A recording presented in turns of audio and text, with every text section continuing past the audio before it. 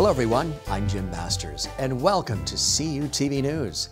This is the show where we celebrate and showcase some of the most amazing people around the world who are doing great things to make our world a better place. My guest today is clinical psychologist Lindy Brewster, founder of OR Consulting, a team of business psychologists dedicated to improving the way people work together to accomplish their organization's strategic objectives.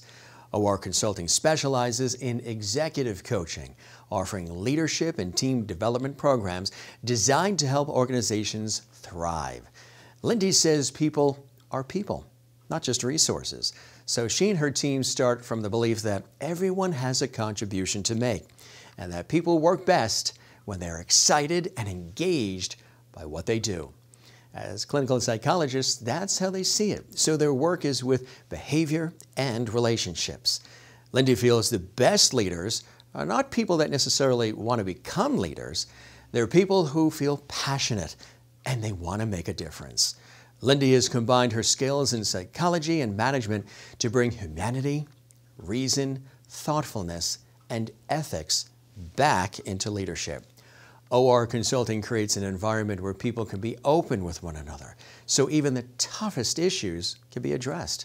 Their development work is based on psychological research, not management fads, and their business expertise means they can work effectively with senior people even at the board of directors level.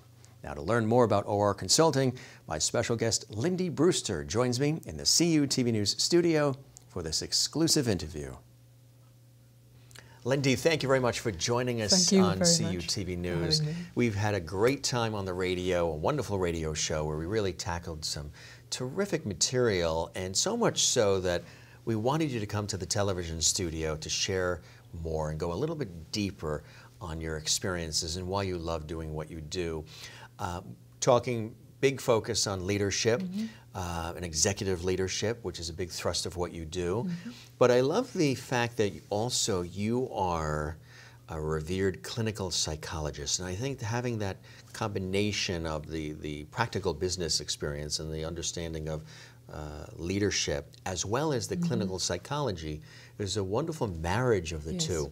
Let's talk first about what inspired you initially in your life's journey to become a clinical psychologist?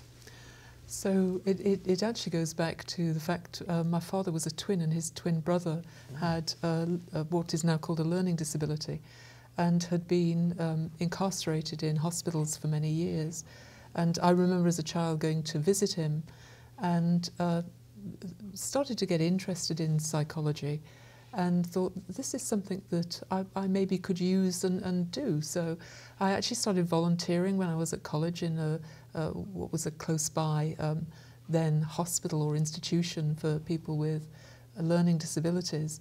And they lived in horrendous conditions, I mean really, really bad conditions, where I was going in on a Saturday working with kids with pretty severe learning disabilities, some of whom were not very mobile.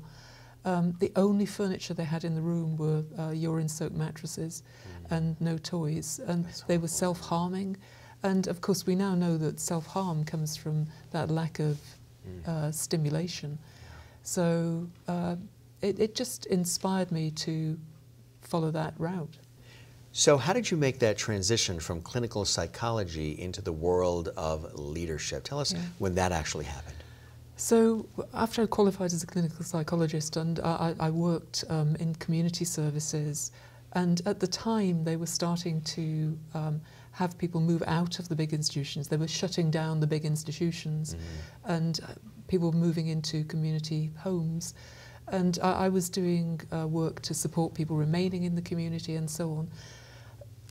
They started to want psychologists to help them think through the management of transferring people from hospitals to the community, thinking about the psychology not just of the person themselves, but their environment, who needed to be there to look after them, what kind of skills they needed, what kind of leadership they needed in the community homes. And so I transitioned into management.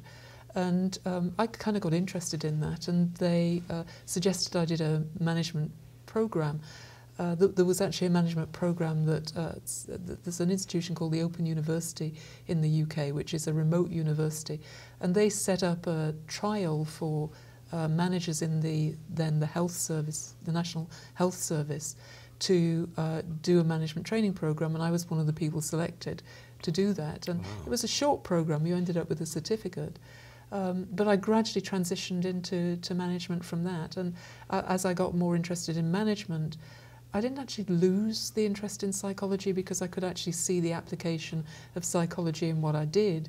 But I moved almost at one point completely away from psychology altogether, where I was on the executive team of what's called an NHS trust in the UK, and responsible for risk, capital planning, business planning, that kind of thing.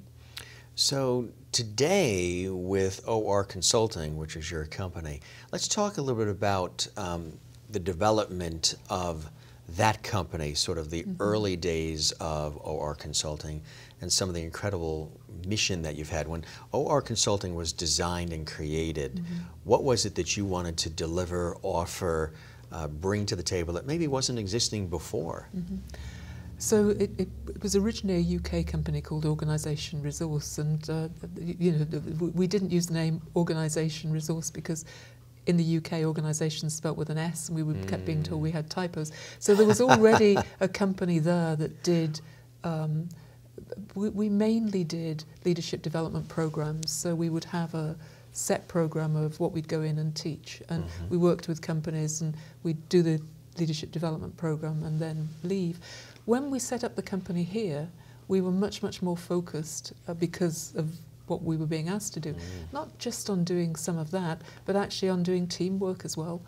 And over the years, so the company was founded here in 2001, although we were doing work here from '97. And that was in Virginia? But we established it here in Virginia in 2001 for a very specific reason. We established it as a separate company so that we could do work with defence contractors, because they have to have a separation from anything that's foreign. So, and I'm just very interested in the teamwork, because you're not always doing the same thing. Every team is different, and so I've specialised in that and working with leaders and coaching them and coaching their teams. So let's talk about that. In terms of the kinds of work, when you would go into, you know, a defense contractor, or, you know, deal with a CEO and his staff of a major corporation, or even a smaller company, maybe it's even a, you know, nonprofit, whatever it may be, what are some of the things that they would bring you and your team into their organization to help them deal with? Okay. So it's actually very varied, which again is really interesting. So, you know, if I look at what I'm doing currently, there's one CEO that I'm working with on what has become a fairly long-term cultural change in the organisation to develop leaders to really turn the organisation around. It had been a company that had not been doing very well, and so over the last 3 and a bit years, we've been working with the leadership, and this year is the first time they've actually seen the results of that turnaround, in that they have been much more successful this year than they have in previous years in terms of profit and revenue and focus in terms of what's important, and the leaders are thinking in a very different way. But people will bring me in. Another team I'm working with at the moment is where you have a completely new team, people who don't know each other, who've been put in to turn around this is a government contractor, a big government contract that has not gone well for the company. So there's a new team in there. They're facing the difficulties of the past, and so the aim is to get them very quickly together as a team, and for them to start to deal with the dysfunctionality that has been there in the broader organisation. So it's kind of like a management of change. Other times it'll be around a team that is just not working well together. So I go in and do very basic communication. So it's a personality conflicts and things of that nature. They're not listening, they're not collaborating. Yes. So as a result of that, productivity, satisfaction, possibly profits are going in the wrong direction, so they bring you in. When they bring you in, is it usually at crisis mode? Are they already at a point where things are really starting to go down the tubes? Or do you also have people that bring you in a preventative way? Things are going well, but we want to see how we can maybe improve. Yes, so there's certainly the preventative work, which is the work I prefer. But over a number of years, over about 10 years, I worked with one very big, well-known company. The person I worked with, who was the chief operating officer, he never learned that it would be smart that once you see things not working well, now would be the time to bring you in. I mean, there was one occasion where he asked me to come in to work with a part of the business that had some very specific and very unique science that was related to work in space, so very high tech. They had just lost their last contract, and he said to me, could you go in there and help them to work together and see if they can do something? And it's really, you know, it would have been really helpful if you had asked me like a year ago.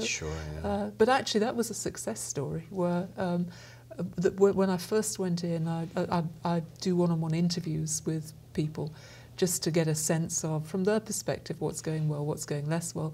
And at the time they were, in their minds, they were running the company, that they called it a company. They were a small part of the business, but they saw themselves as a separate company in this huge company. They were seeing their role as running down the business to shut it down.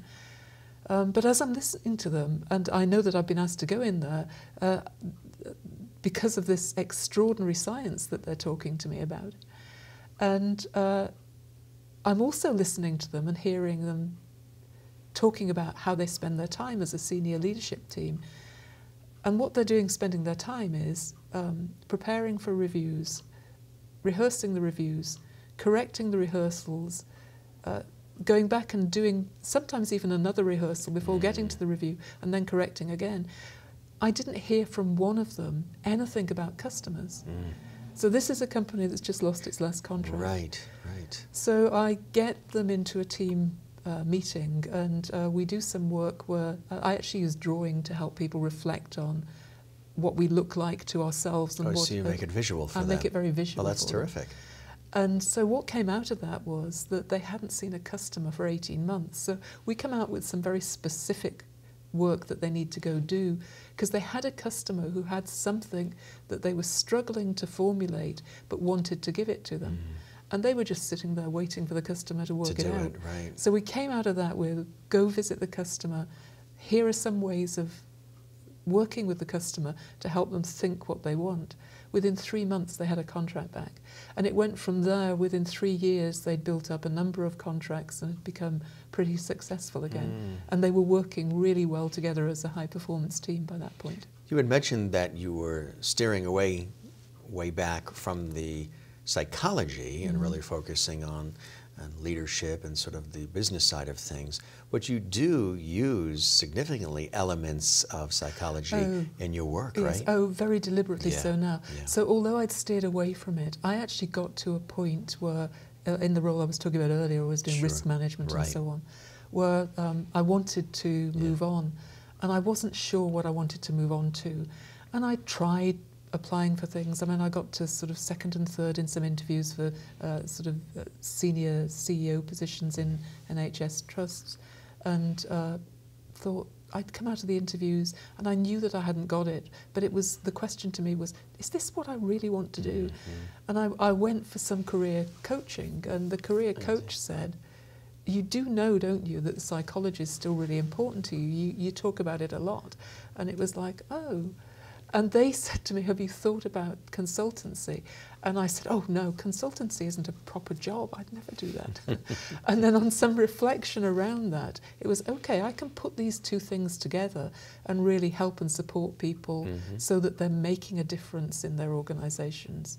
And for me, at the time, I don't know if you remember back in the 90s, it was the time when there were a lot of kind of hero leaders.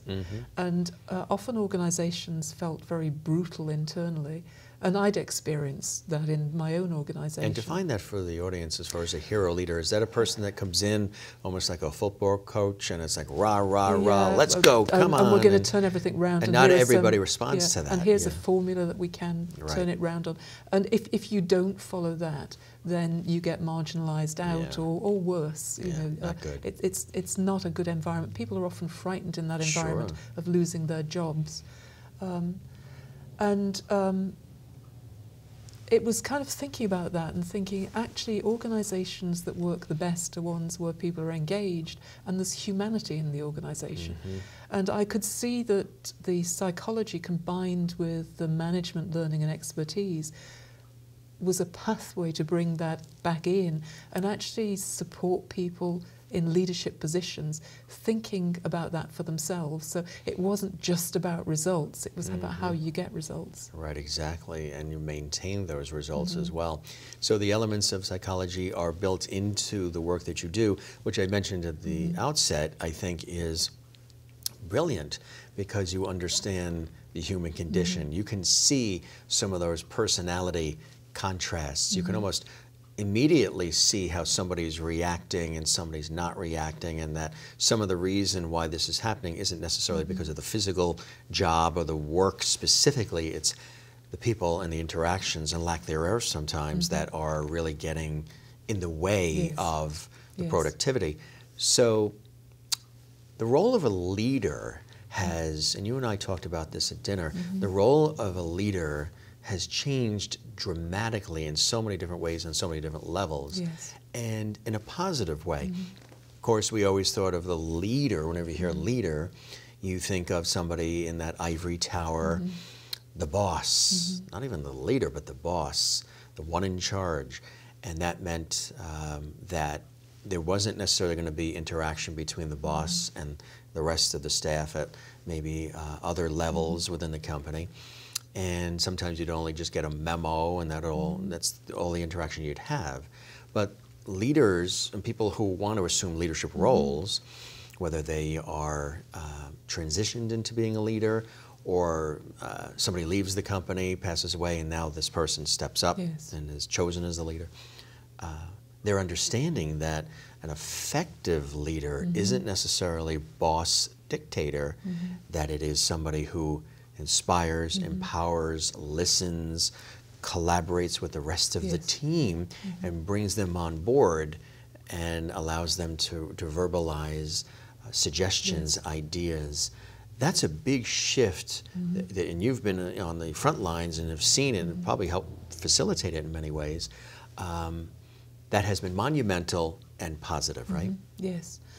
And I think it's also driven by what organisations are doing now. So the kind of organisations that I work with tend to be international, even if they're small startups, they're operating internationally and growing internationally.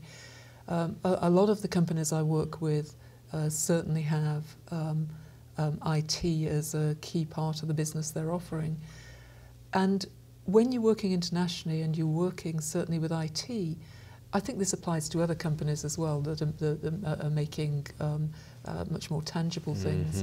You know, a number of years back I worked with one of the large car organisations, and the same kind of applies to them. We think, if you're going to lead an organisation where the people are sitting remotely around the world, or even now in this country where you get the best skills by employing the people with the skills, and they often don't want to move from where they're sitting. So you find that people are working in remote teams. When you are working remotely like that, you can't lead by dictate. And in truth, I don't think leaders dictate. To me, that's much more of a kind of a management technique. Leaders get out in front and show the way. That's in the definition of the word. Let's break that down. Your ideal definition of an effective leader would be? So over the years, this is mixing the psychology with the management. I got very interested in neuropsychology and also the perceptions we bring to the workplace. And I've developed it's a kind of model to help people think about how they think about organizations. So at the most advanced level of our thinking, if you think about human development, at the most advanced level of our thinking, we think in a very contextual and integrated way about the world. We are not bound by defending our social groups. We know who we belong to, we know where our identity is, but we don't have to defend, we get curious. So a good and a great leader is somebody who can make sense of the world around them, often outside of their own markets and their own business. They're interested in other things. There's a level of curiosity that they want to understand things. The people who therefore have both the facts and the emotional intelligence to make sense of the world, so they can apply critical thinking in a way that gets you to, I think, the best decisions. They also know that the only way that you can really lead is by engaging the people, because if you're a leader leading people, they're not going to follow you if you behave in a way that is dictatorial. They'll do what you say, but that's different to following you. They'll do what you say in an unquestioning way, and they'll never tell you what the problems are. So you make decisions based on poor information because you haven't got that engagement. So if you're going to be the best leader that adapts to changing conditions, you better be working with a broad group of people and working in a way that treats the person as a fellow human, as opposed to a subordinate. I hate that word. True. Because when people say subordinate, what they have in mind is a hierarchical organization where if I'm the leader, I'm at the top, you're less than me. As a person, as a human. Yes, that's right. Yes. Your contributions will never equal mine. And don't we know it? And what we then learn to do is limit ourselves. Because if we hear that all the time, we assume that, and that's how we operate, is I will always be less than. And then sometimes people can get frustrated with that. Sometimes they can retreat. Sometimes they don't want to invest, and maybe they have some brilliant ideas, but they don't want to share it because they know it's always going to be tossed away as irrelevant, invalid. Or it's I do my job. Because I'm not expected to do anything else. Punch the clock and that's it, in and out. You mentioned something to me really interesting about a scenario where the CEO of a particular company was very engaging and brought in, the staff and round table, and let's talk about how we can grow the company and what are some things we need to improve on. And there was one particular person who went in with these fabulous ideas about, well, maybe if we just try it this way, and this is not somebody even in management, but just I was thinking about this, and if we just try it this way, this might alleviate this issue or this problem, or this might take us to the next level. And you see that all the time when a leader is understanding and appreciative of the fact that that's the way to true success as well as contentment within the company, right? So you can unlock huge potential. So I think what we were talking about is actually something I've been doing this last week. Recently. And this goes back to the company I've been working with over a period of time. So we're working with leaders who are youngish, mid-level leaders, or at least leaders who are newly into the kind of positions where they're still thinking of themselves as managers. And by manager I mean, I manage the situation, I review things, and I check and I measure and all that kind of. I follow process, which doesn't mean to say any of those things are bad. But if that's all you do, that's not sufficient to be a great leader. So we're in a room with them this week where they were struggling to understand, what is it you want me to do? Because you say that we've got all these objectives, and so I have to get in and measure them and make sure that they're happening, and I've got to make sure my team is doing that. His message to them is, no, what I want you to focus on is what it is that you can bring in a transformational way. We use adaptive work. It's work that came out of Harvard, right. To think about defining what your challenge is. And that's all we're going to do. You define what your challenge is, and then we're going to think about how you engage people to support you with your challenge. So they start the week thinking about themselves as managers, and they don't see what they can contribute to the whole. And he just said to them, no, you're leaders. You don't have to wait for me to tell you you're empowered. You're empowered. Each of them came out with something that when you heard around a room of 40 people the things they were going to do, for them it was like, wow, this is transformational.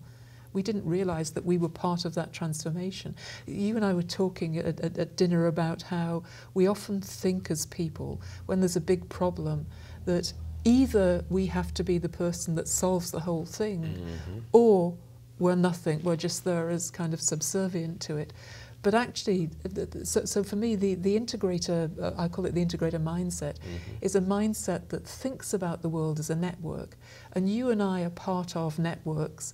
And we might not be there to solve the whole issue for somewhere, but there will be something that we can put in that will have an impact on other people. And we don't know how many people. It could be huge. Yeah.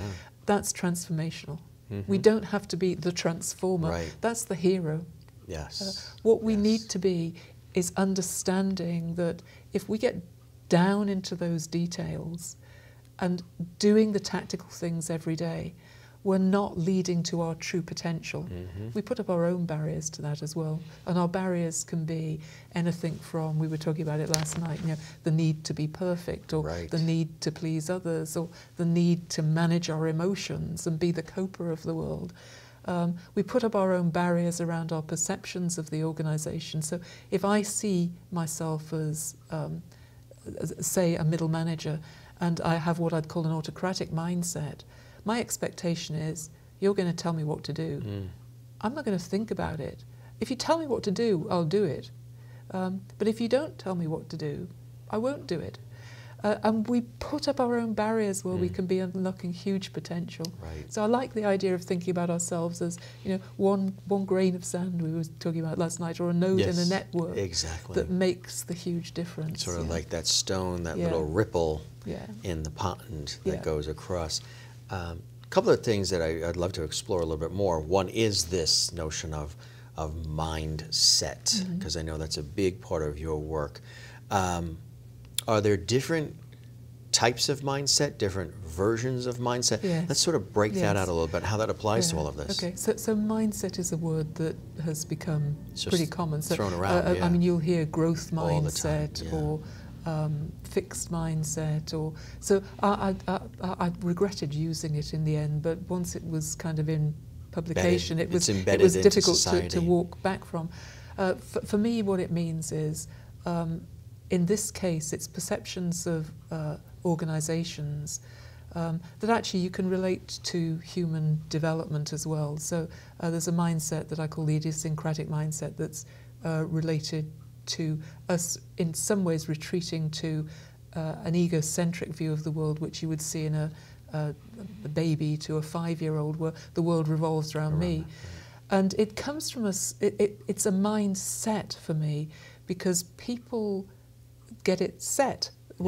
I've experienced success like this, so this is how I'm going to operate.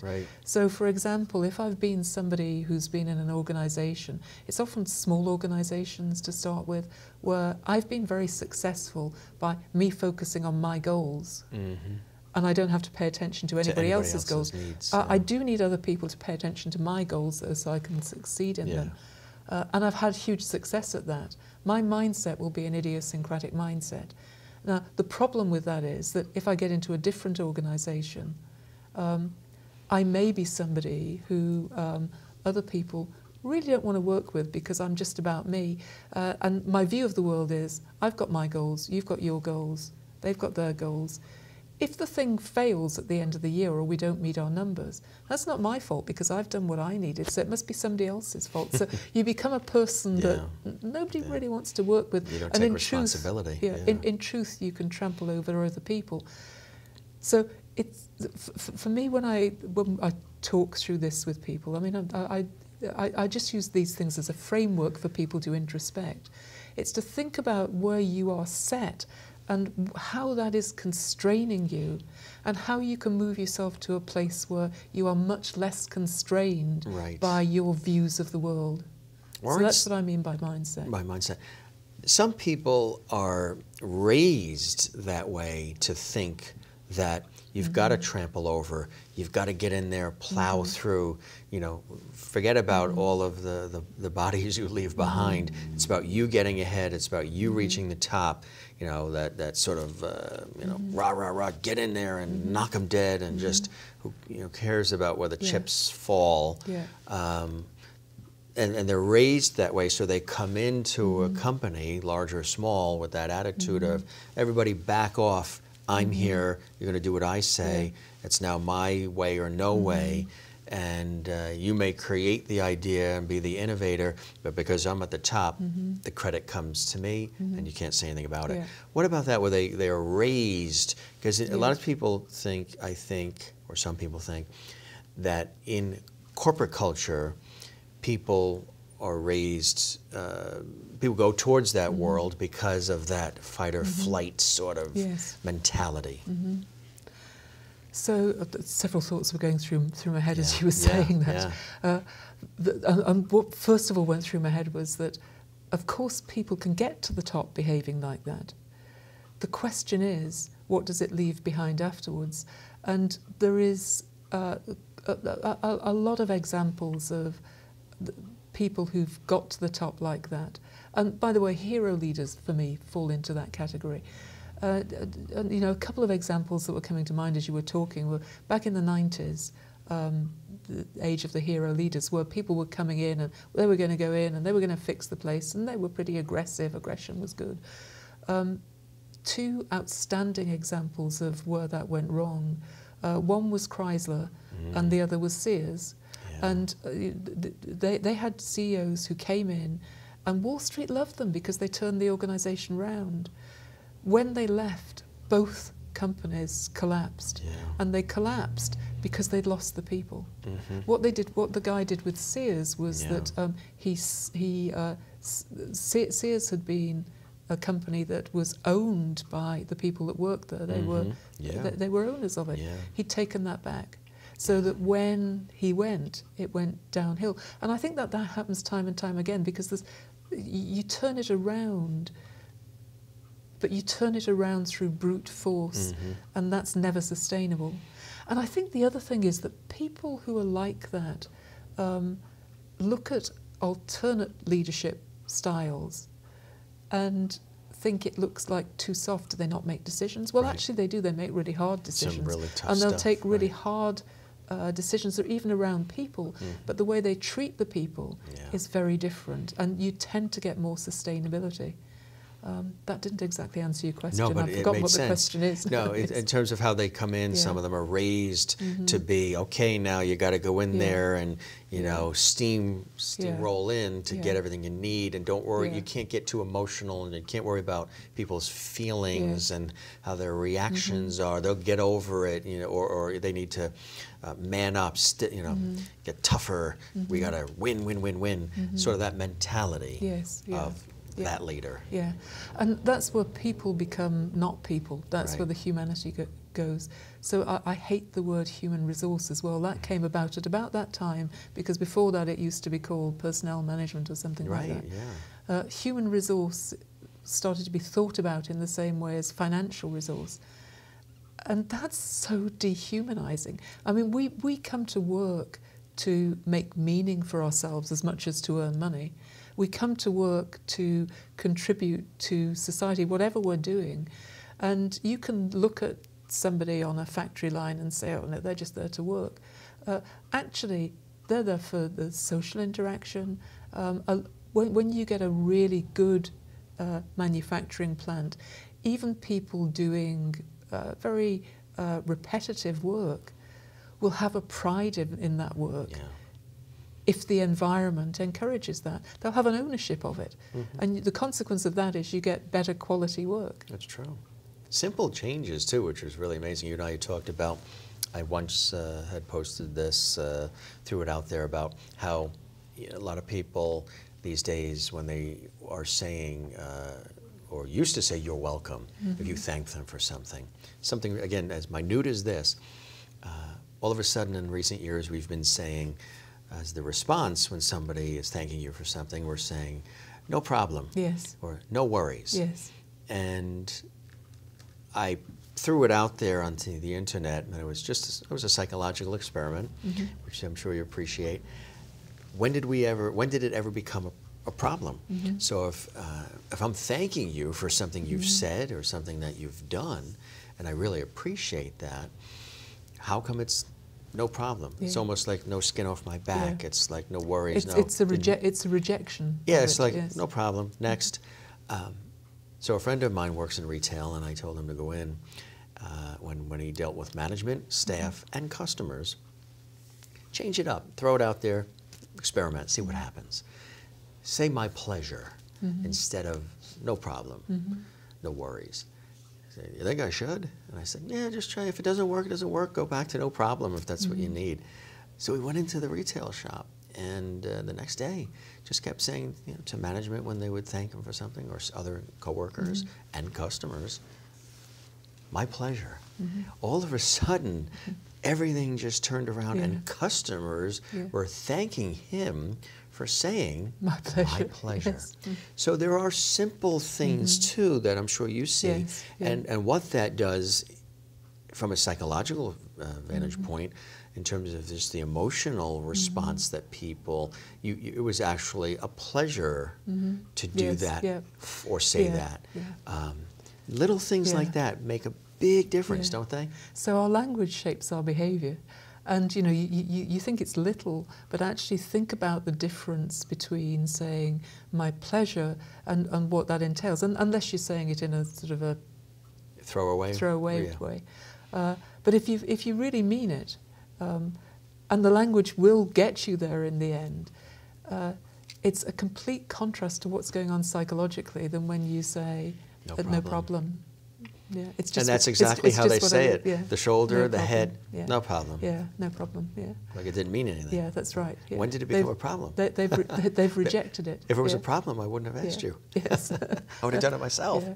But they've rejected it from you, but they've also rejected it for themselves. From themselves, right. So they never hear or think the positive. And that's very complex psychology, because it affects everything in the end. It affects how you see yourself, it affects how you feel about yourself, it affects how you show up with other people, and therefore, because we're social beings and our behaviour and relationships are built on interactions, it affects other people and how they're going to relate to us. Exactly. Because if you say to me enough times, no problem, every time, I'm going to stop thanking you for doing stuff. Right, right. I noticed the waiter said I may even stop asking you. Yeah. The waiter said no problem a lot too. I think it becomes ingrained in people to just say certain things. So for a leader specifically,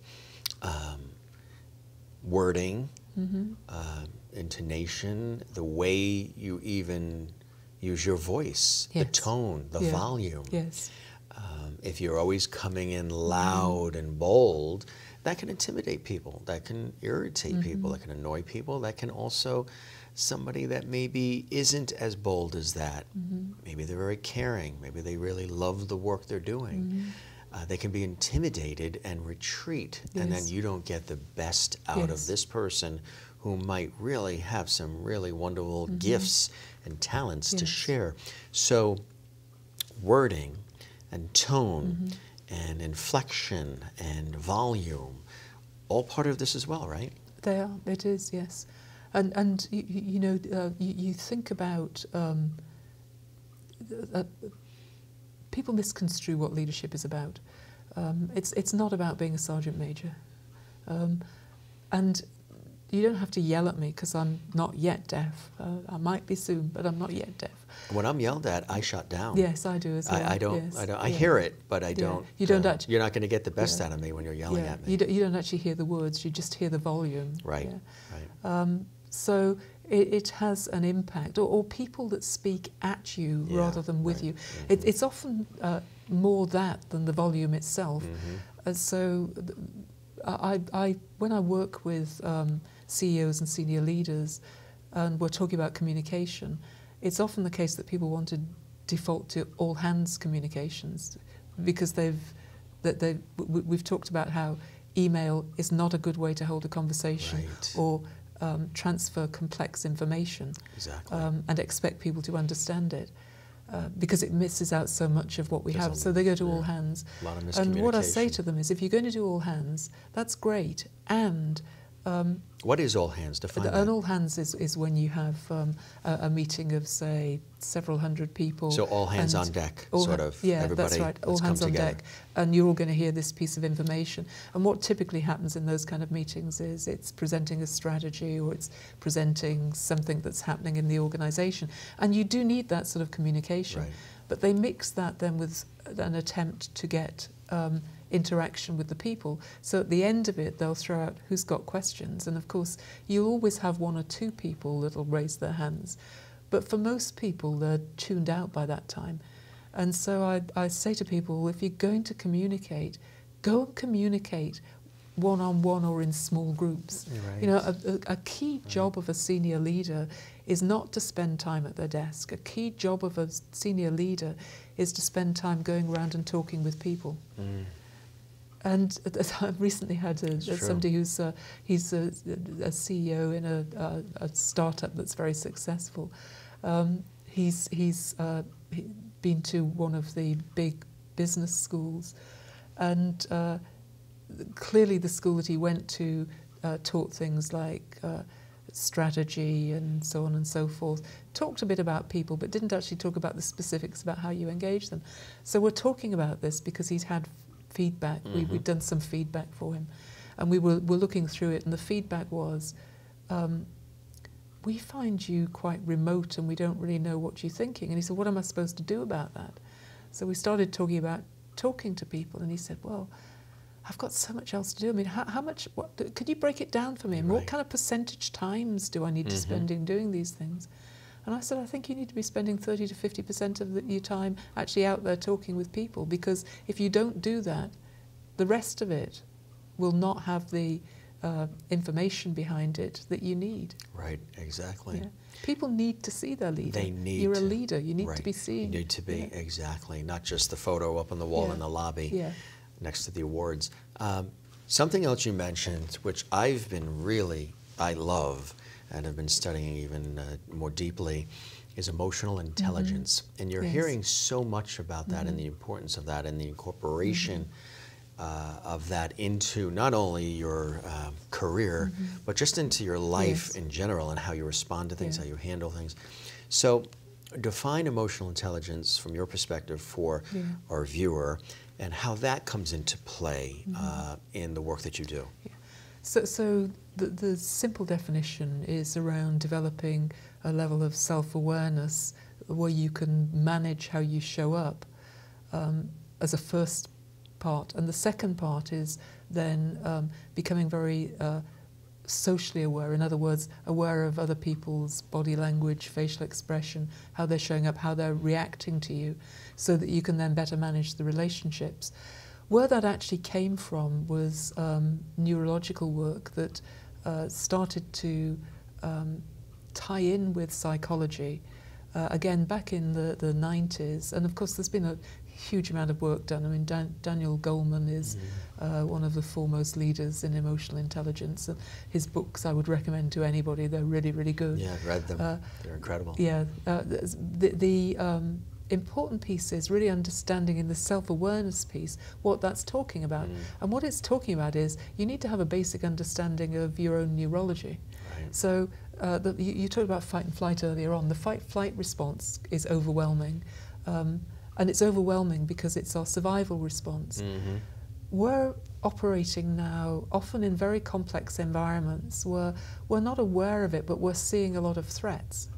And you know, what I often ask people to do as a first stage in self-awareness is to just itemize. So what are some of the things that might be threats for you?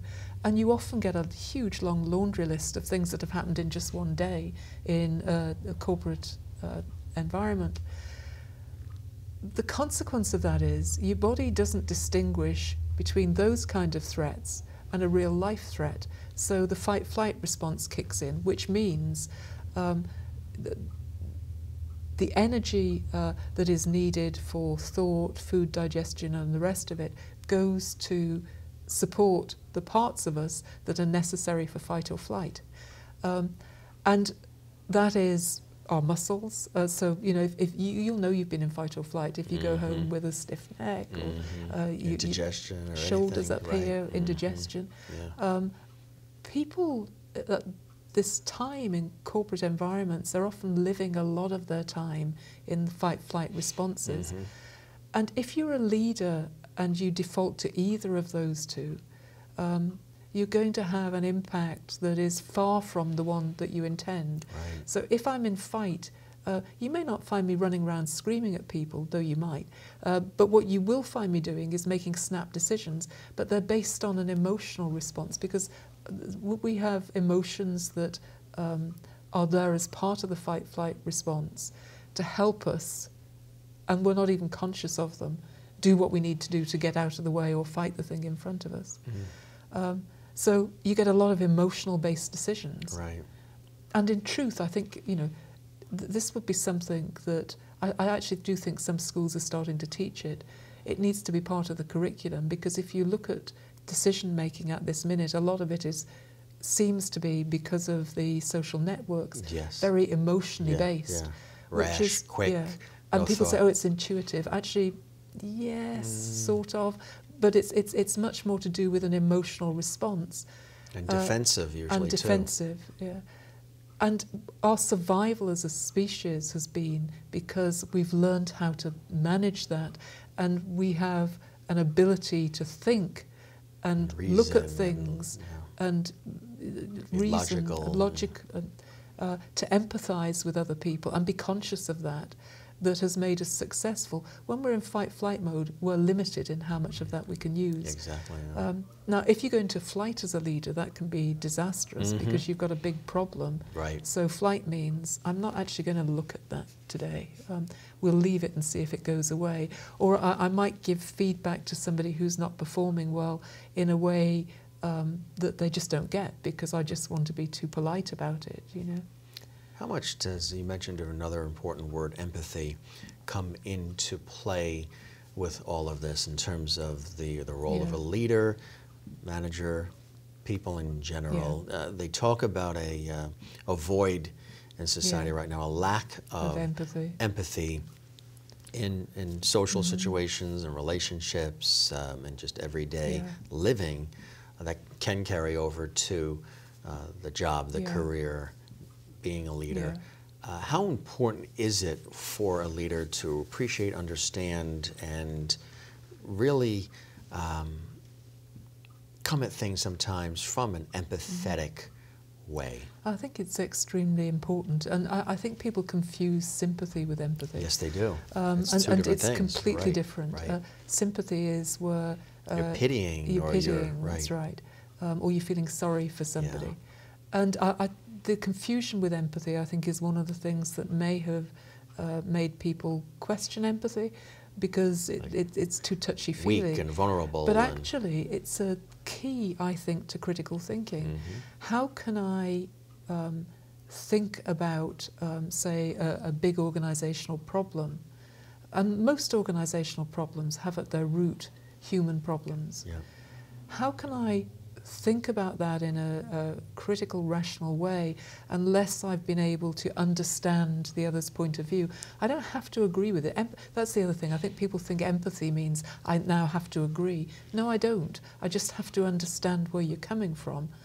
That will help me in terms of how I manage the relationship with you, and maybe manage you to a different place of performance, because once I get the reason that you're doing what you're doing, it may not be the right thing at all to be doing, but I can engage with you where you're at, as opposed to me coming in and saying, don't do that, do something else, and you're left there thinking, well, they don't get what I'm facing here.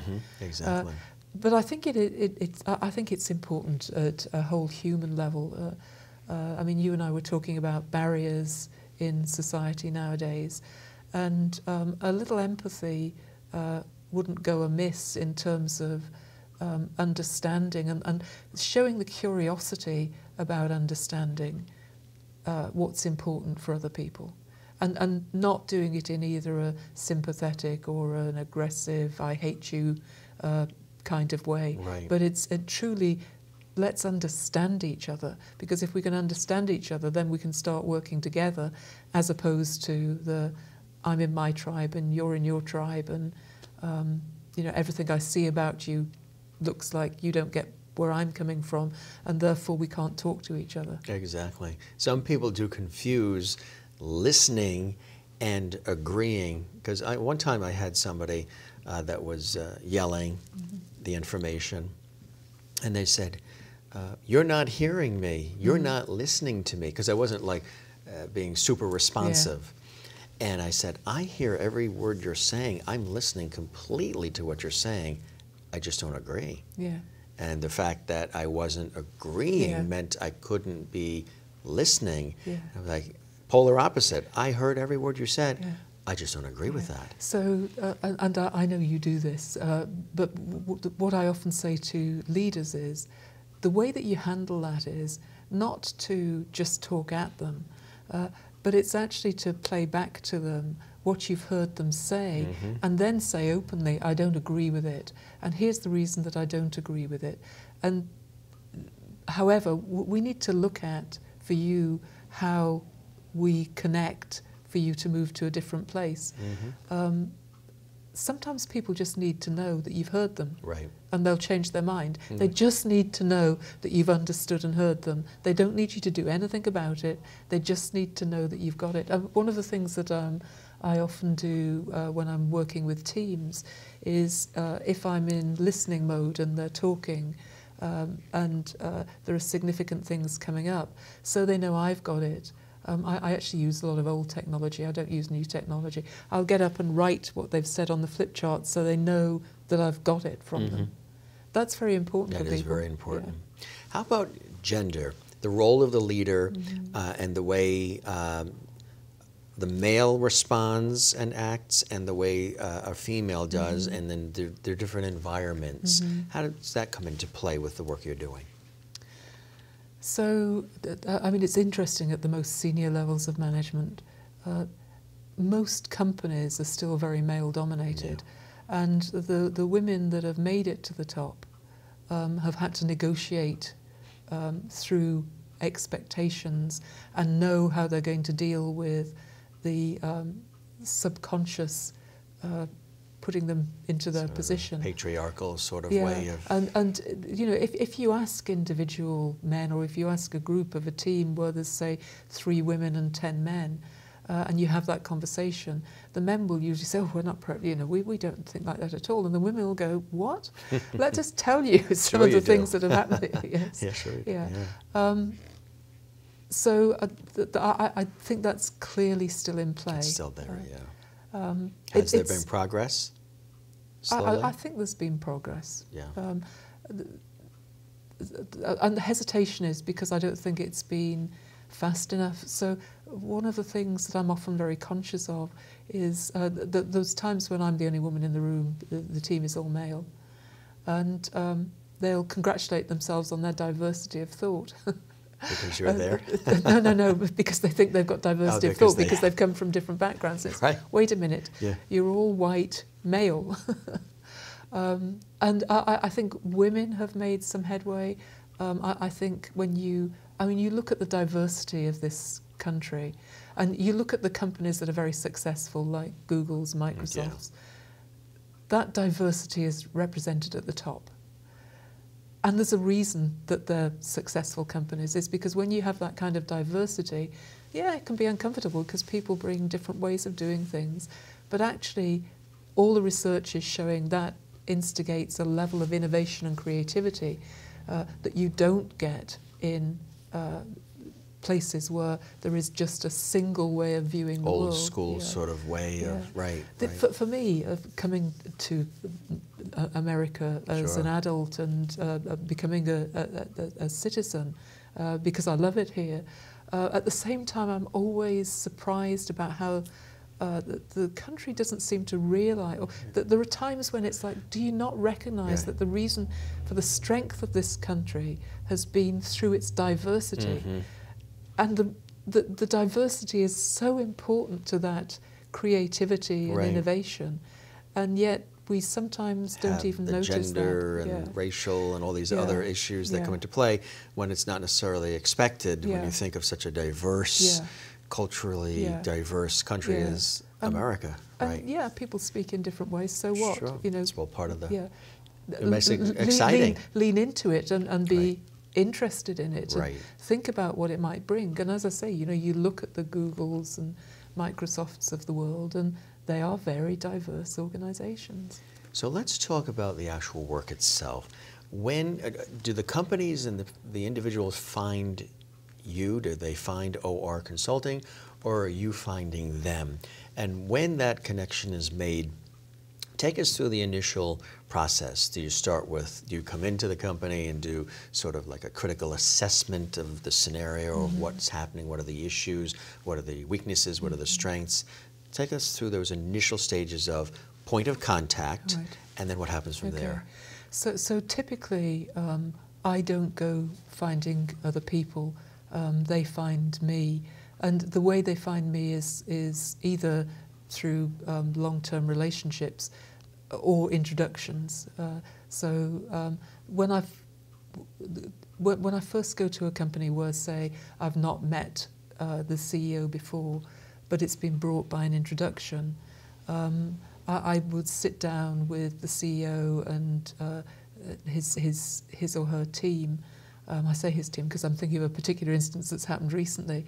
And we just hold a conversation. So I will open with, you know, what would you like to know about me? Let them ask me about me, and then I start to ask them about them and what's important to them for the from the point of view of the organisation, what it is that they would want to get from me, and see if we have a match there in terms of the support that can be there. And you know, if that conversation's going well, it can be a conversation that lasts a couple of hours. That would be the first intervention. And then the second time would be to sit down. Okay, we've had a little bit of time to think about this now.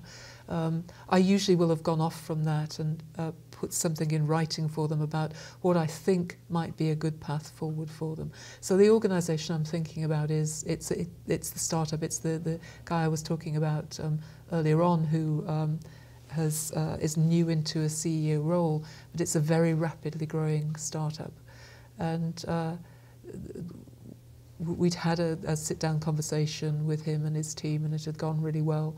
And I went away and thought about the things that might help them first. So I don't ever go for a big sell. I go for what I think makes sense. And in this case, what made sense was doing some individual coaching with 2 or 3 members of the team, including himself, because that's what they wanted. And then out of that came the idea of doing a team meeting to involve a larger part of the team. And so the work grows organically based on organisation needs. If it doesn't get to team meetings, it doesn't get to team meetings. It's what's important for the organisation. So the types of companies that you work with, are they large, are they small, are they all major corporations, are they mom and pop? Is there a mix of companies that you'll work with? So there's nothing that I would call mom and pop. Right. I'm the mom and pop shop.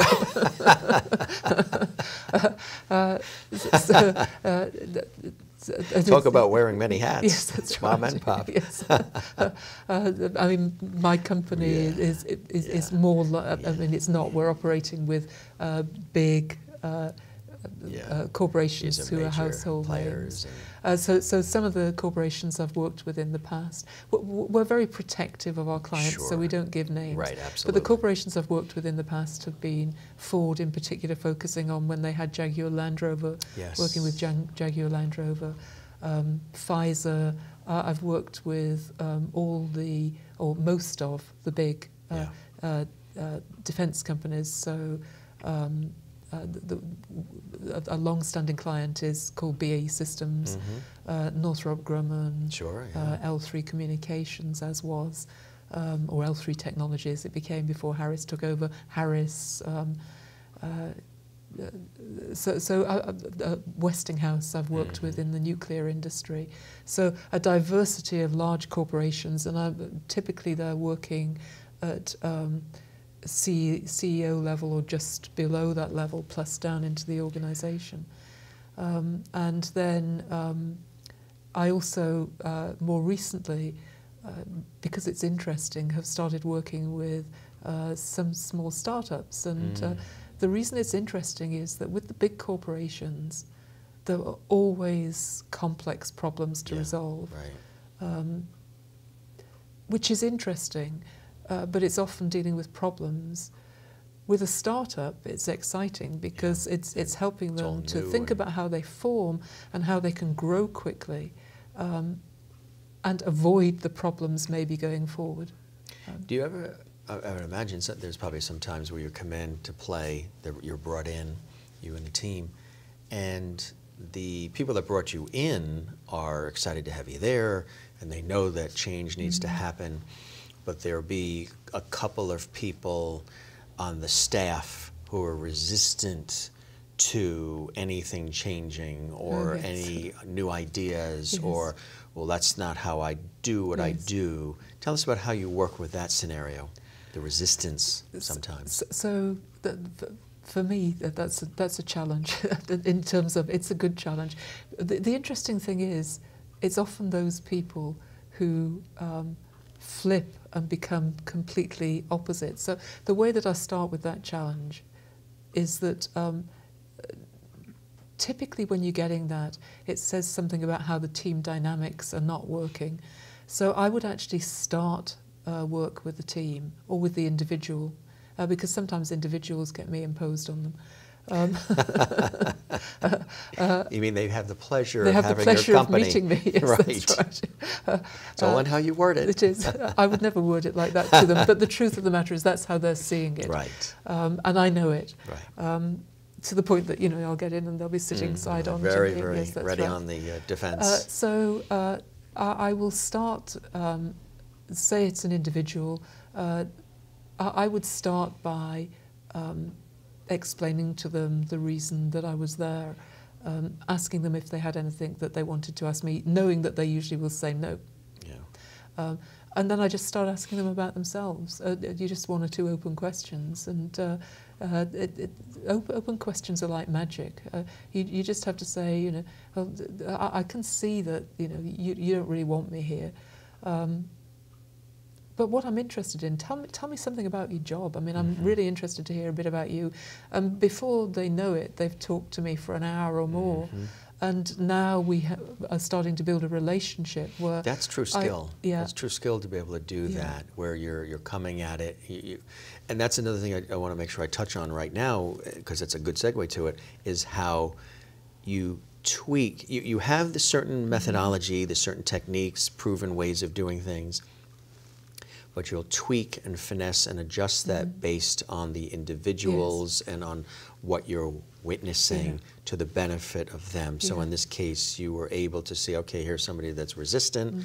Let's see how I can approach this in a way where the emphasis doesn't go right away immediately on the issue that we know exists, but it's on, let's talk about you. Let's talk about your job, why you might maybe enjoy it, and what does it entail. And now they start talking about that, they become more open and responsive to what you're going to suggest next. Because they can That's see, a skill. Because they can see that I'm interested in them. Right. And I actually am. I mean, I'm It's really a great interested. approach. I'm really interested in the people. And when I sit in front of somebody that is resistant, remember what I said earlier about bringing humanity into the workplace? What I see there is somebody who is not feeling that humanity. Right. So for me, and this is where the clinical psychology comes in, I have somebody in front of me that needs support to help themselves get to a place that's better for them. And the starting point is to just acknowledge the person for whom they are, which is if you are deeply interested in the person, you're giving them that respect, that they are important and their view is important. And just because somebody else has seen them as a poor performer doesn't actually mean to say that they necessarily want to be a poor performer or behave in the way that they're behaving. It's giving them the opportunity for them to talk about them as they see themselves and to value that and to say that's really interesting. And often what happens is that it may not be in the first session, but it often is. So we'll have been talking for a while, and I then bring it back to, so, you know, what from your perspective, what went on to get us here with me here working with you? You know, I really, they now know that I want to hear it from their perspective. So they start talking, and it might have been that they have had a big disagreement, and they're doing things in a way that they think is right, and people just aren't listening to them. So I might then introduce some concept. I mean, it might be around, say, a very basic emotional intelligence. You know, it sounds to me like, I mean, I might say, hey, you know, let me just draw you a picture of the brain here, because what I'm hearing is this is what's happened in this relationship. So I don't make it then about them. It's about, here's what's happening maybe between you. Does that make sense? And they often go, wow, that's exactly what's happening. Now we can start talking about you and what you need to do about you. Yeah. So that's how I would move into the discussion. And for me, the important thing is it's genuine interest in the person. You can't fake that. No. Because if you fake that, they just reject it. That's it. And it's very hard to win them over again. They can tell. Why does doing this work bring you such great joy? Obviously, you're very well spoken when it comes to what you're doing, but also it's a deep passion. This is in your DNA. You're meant to do things that help people really see the essence of who they really are, and be comfortable with that, which allows them to then share that with the world through their work and through their life. Yeah. So what I take from it for myself is just seeing transformation happen. So it's when I see teams suddenly find that they can do things that they never imagined doing. Having insights into each other where maybe long-term poor relationships are suddenly seen in a different way, or they find a different way to approach them. And for some people, they'll tell me that it changed their lives. So, I was talking to you about an example of that where sometimes with teams, in order to get them to see the world differently, if they're facing a big problem, I'll take them out of the meeting we're in and we'll go and do something that apparently has absolutely nothing at all to do with what we're doing. So this particular team, we were actually doing a meeting in London because they were going to a conference and they wanted to do the work beforehand. So I'd set up for the group to be split into two. It was a team of about 16 people, and we were going to so I was co-facilitating with one of my team, and we were splitting them up to go do two separate things. One was to go to the Queen's Picture Gallery and look at pictures, and the other was they were going to the Hare Krishna temple to learn about a different way of viewing the world. And so they were completely bought into that. I mean, they liked the idea of it. However, we get to London and we're talking through what they're facing at this particular time, and they got into a pretty heated conflict over it because there was huge disagreement about the strategy that they were trying to work, and they got stuck.